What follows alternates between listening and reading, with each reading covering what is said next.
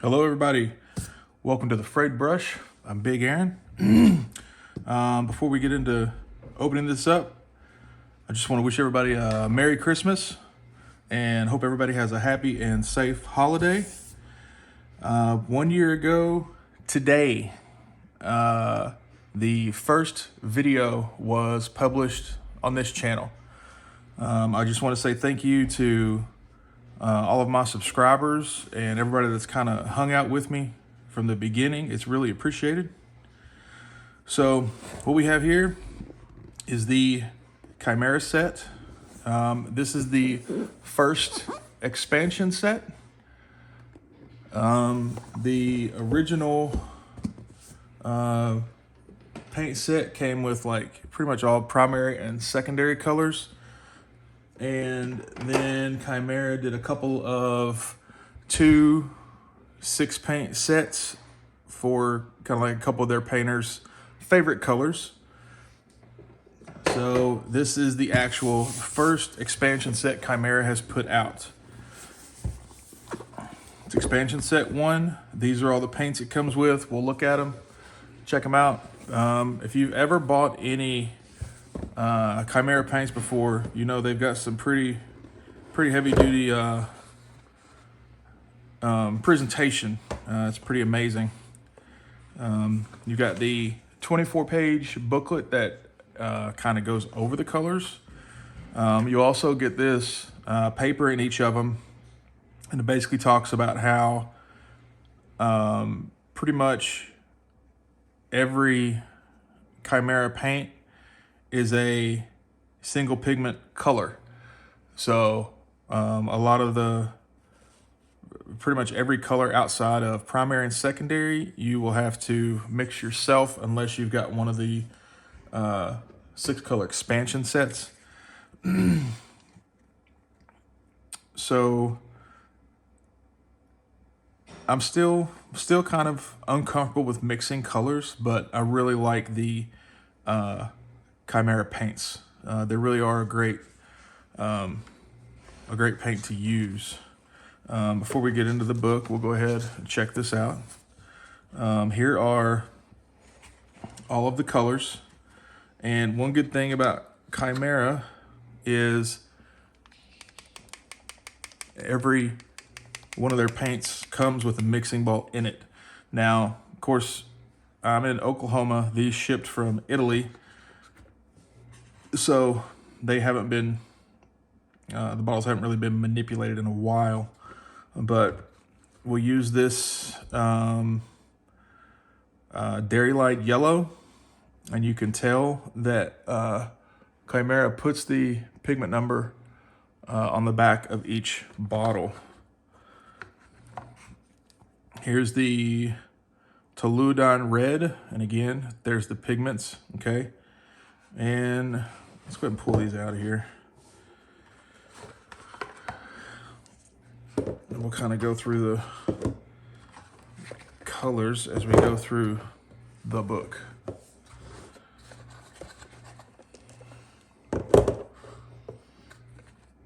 Now, some of these, I believe, were supposed to be transparents.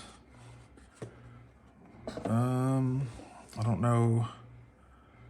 Honeymoon Yellow. Let's say maybe some of these Oxide Green. Okay, so I can't necessarily tell which one are supposed to be transparents. I thought there were supposed to be some though. Okay, here we go. So the Royal Brown. Let's see if we can find Royal Brown.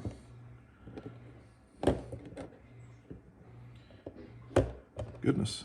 Okay, so the Royal Brown, this is a transparent. We'll put all the transparents to one side. The lizarin Crimson, so this is a transparent. Ultramarine Blue is a transparent. And Cobalt Blue Green is a transparent. And I got the well palette up just out of frame here, so we'll actually get these out and see what they look like in just a second. So here's the book it comes with, and this is a 24-page book that explains the colors and basically mixing them with, here's the pure color, here's if you add black, and here are the different stages of white as you can add it in to adjust the color. And then it goes into each primary color. So here it talks about orange and the red. So it also references the colors from the first set as well. So we'll do it this way since we've got red. Let's get to that in a second. Okay, so we have the red. We have Tolu Done Red and orange. Okay, so close to a base, mid, highlight type triad. And then it also goes into mixing recipes, which is really nice. So if you start out with the Tolu Done Red, then you add the Dairy Light Yellow, then you do a Dairy Light Yellow white mix, then white, then a little bit more white. It's really nice how it goes through and shows you the transitions. So here's what it shows for the red.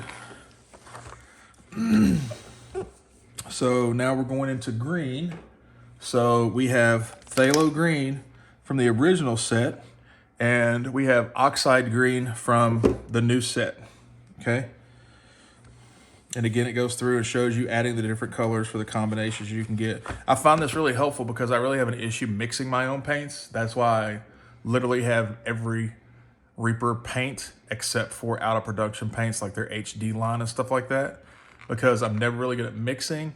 So I really like the Kimera paints, and I think this is really going to help me on my journey to becoming a better painter through mixing my own colors.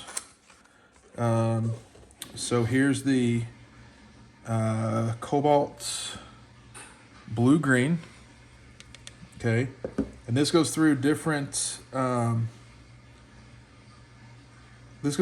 colors from the original set.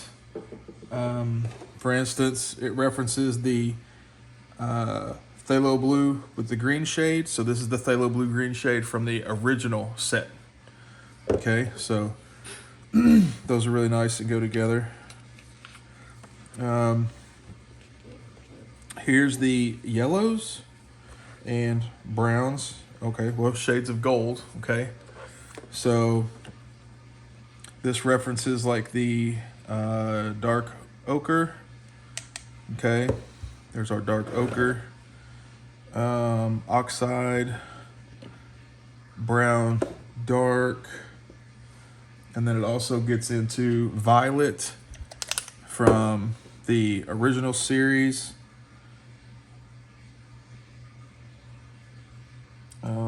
warm yellow from the original series, cold yellow from the original series. So that's quite a gambit of colors. Hold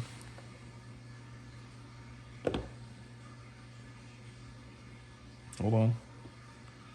Wait for it. Okay. And of course it also hits the Dairy Light Yellow. You can see some great NMM gold you can pull off with these. It's really awesome. Okay, so here we go. Shades of purple. So it references the Alizarin Crimson. Where's it at? Here we go. Which, remember from earlier, this is one of our transparent paints, okay? It references Violet, which is from the first series, which is also down here with the browns. And it also mentions the purple. Hold on. Where'd my purple go? Okay. And purple. And these really are intermixable. They're really, really great. Okay. So now, getting it out of the NMM gold for our shades of yellow, It starts referencing the Oxide Yellow, Warm Yellow, and Orange. So we've got our Oxide Yellow. Where'd our ochre? Where'd our Warm Yellow go? It's Cold Yellow. We didn't get it yet. Here's our Warm Yellow from the original. And our Orange, which also goes along with our reds. Now here's the part that I'm kind of interested in the most. Shades of skin tones and leathers. Okay.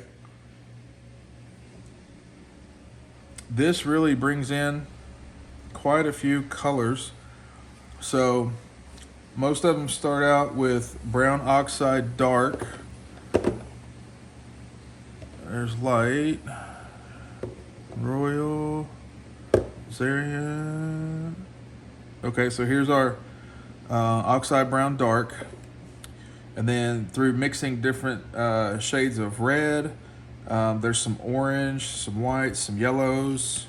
It gives you the steps to come up with all the different skin tones. Looks like it's pretty much spot on for shading and highlighting as well. So that's going to be a lot of fun to get into the skin tones and leathers and really dig into that and start figuring out how it's done. Another cool thing is it goes into teaching you how to basically paint these skin tones.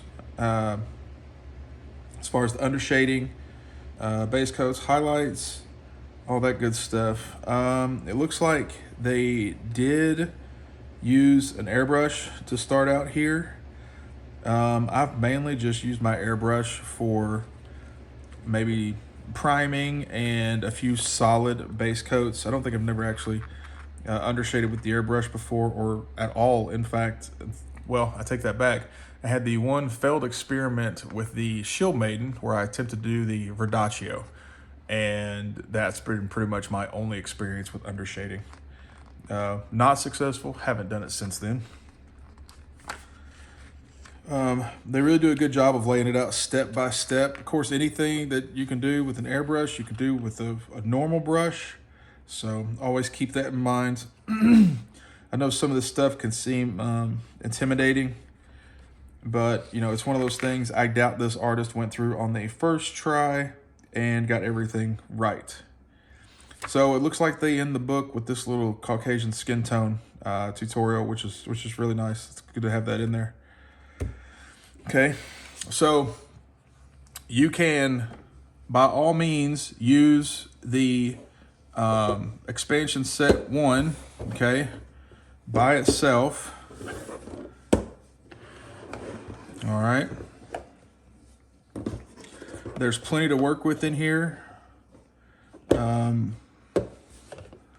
Looks like a great set. So we're gonna move the old paints out of here for a second. We'll get us a paper towel.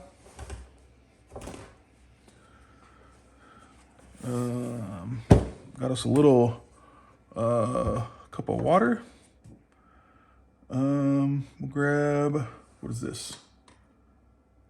All right, we've got the Squidmar brush here. All right. Got our well palette. Ignore this. If you watched the Aquaman video, you saw where I was trying to get my copper fixed. I did not get the copper fixed. As a matter of fact, I can't even get this out of my well palette. I thought about scraping it out, but I didn't want to scratch the ceramic. At least with it dried in there and hard like this, I can actually put paints over top of it and still use this well. So let's start with the Honeymoon Yellow. You always want to make sure it's shaken up real well. I don't know if these have, I haven't even opened these yet, so, okay.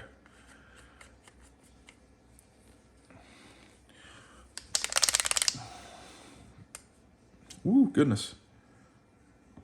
All right, so This, goodness, I guess that's the problem with getting paints from overseas.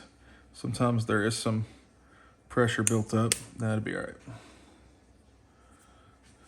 That's why we got paper towels. Now, one thing about Kimera paints, if you've never used them, is you can thin these things down way down. Okay, I've thinned them down pretty much to the point of them being a filter before, and I've never had an issue with them breaking. I don't have. All right, we'll have to deal with this. As you know, the best way to get yellows and light colors to cover is, add a little bit of white. But this is mainly just to get these out of the bottle so you can see the true color of the paint. So here's the Derylide Yellow. Make sure this one doesn't explode on me. All right, I think we're good. All right. Now, the one thing about Kimera paints is they have almost a gel consistency. They're a soft body acrylic, so they kind of stay in place. They're really good for pushing around and manipulating on a model. Here's the Oxide Green. I think Kimera Kolors really shine in wet blending. I don't, as far as feathering or layering, I'm not sure how well they would do with that. They're definitely made for wet blending, from what I can tell. I don't know if you can tell that, but getting a big bunch on the brush, you can actually tell how it stays in place where it goes on the brush. You can tell as we get, away from the light colors, you can tell it really starts to cover a lot better.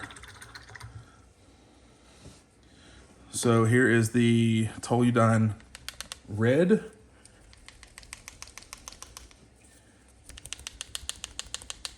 Probably should have shaken these up before the video, but they had never been opened before, so this gives you a better idea of how they're going to come in the box if you decide to order them.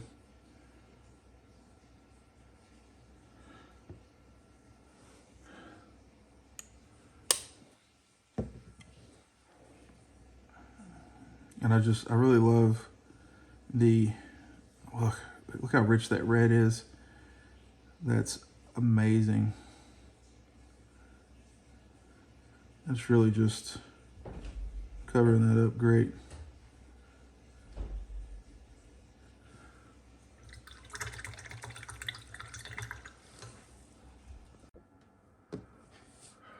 Okay, so had a little bit of a break in the video.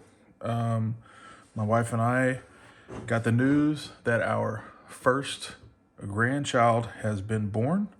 So want to give a Merry Christmas and a Happy Birthday to Liam Solomon.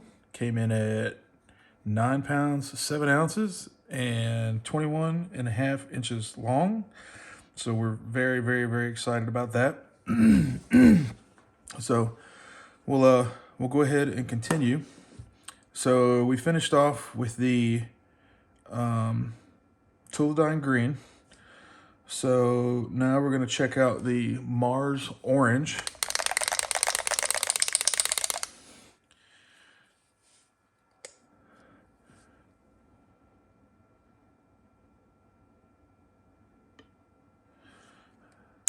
Okay.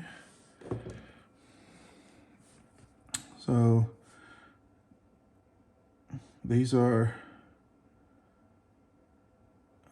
really vibrant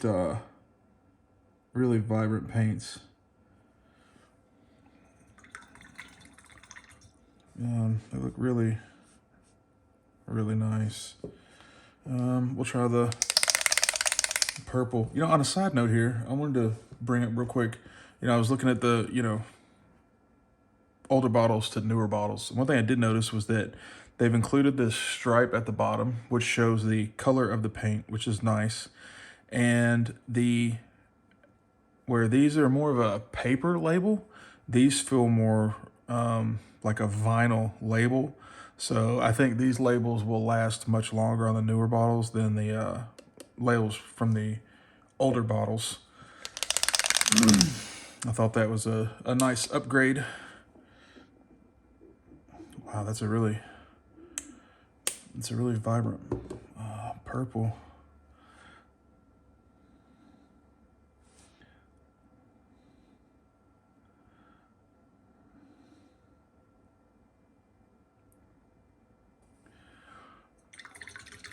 And again, that's the purple. So now we'll try the Oxide Brown medium.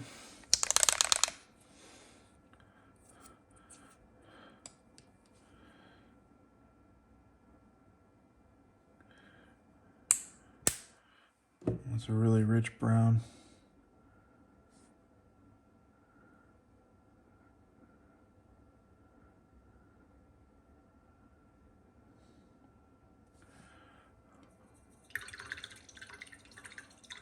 Colors are reading, could be the settings on my TV. The colors are reading, I guess, a little bit more orange than in person.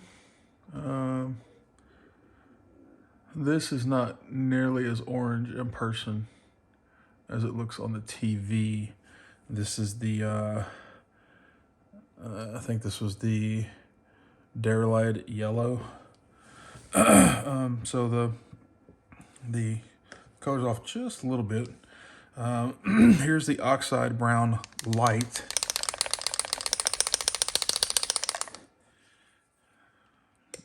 This is an interesting little triad they gave here.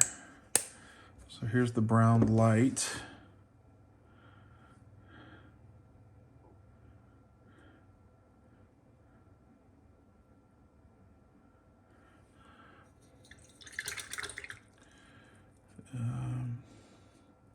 And then just to be able to compare them, we'll put the Oxide Brown Dark up here.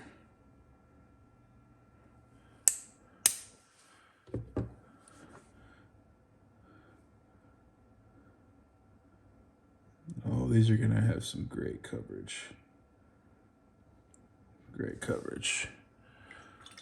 So this is the Oxide Brown, medium, light, and dark. I really like that. I really like that triad there. That's pretty nice. And then here is the dark ochre.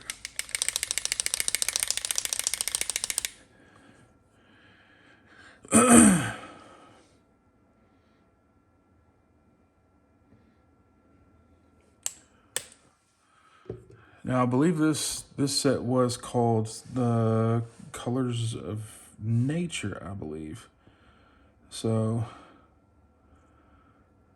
definitely have some somewhat muted colors between the browns and the yellows. All right, so this was the dark ochre, okay?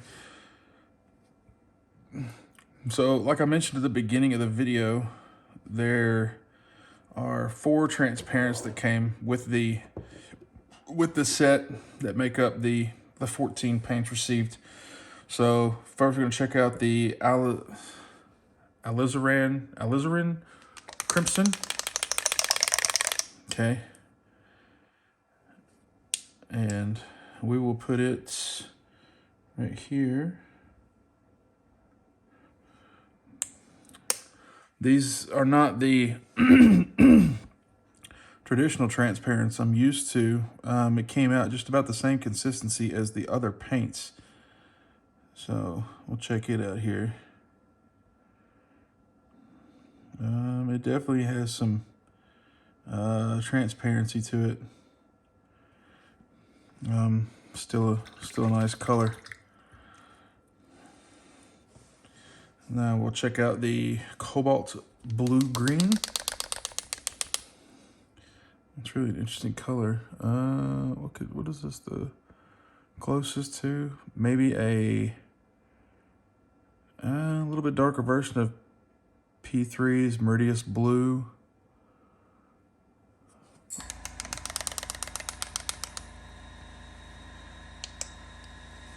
It's my airbrush compressor. Oh, I really like that color. It's really a pretty color.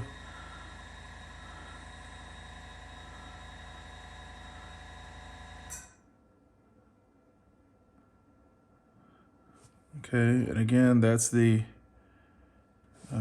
cobalt blue green.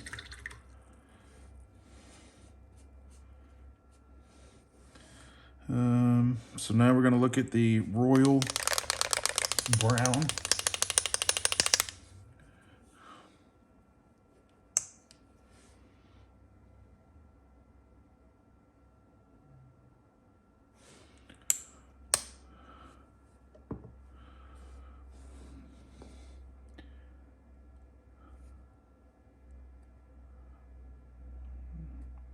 It's got some really nice red tones to it.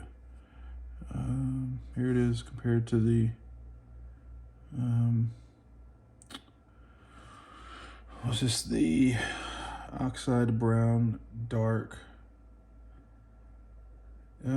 This reminds me of, let me see, I think it's Scale 75's Chestnut Ink, maybe?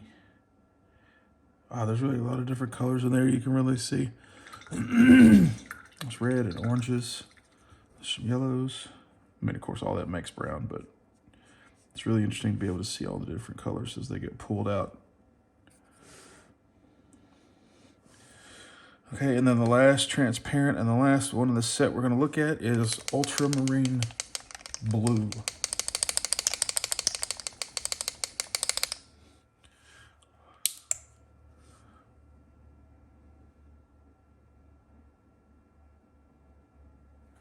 All right.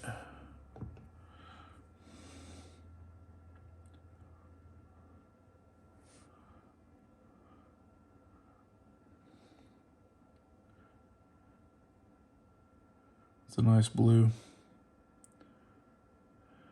All right. So minus the copper, these are all of the new paints from Kimera Kolors. Let's move this stuff out of the way real quick. Bring these in. Another thing about Kimera Kolors is they dry extremely matte.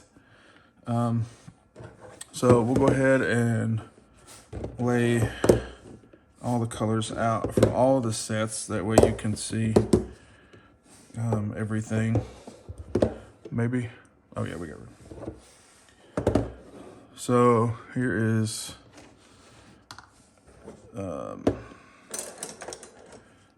here's the new expansion. Okay. And now we'll pull out the little 6 set colors.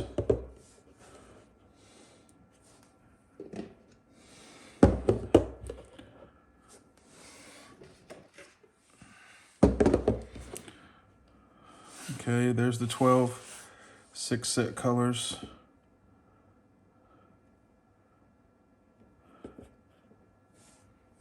And then we've got the original set.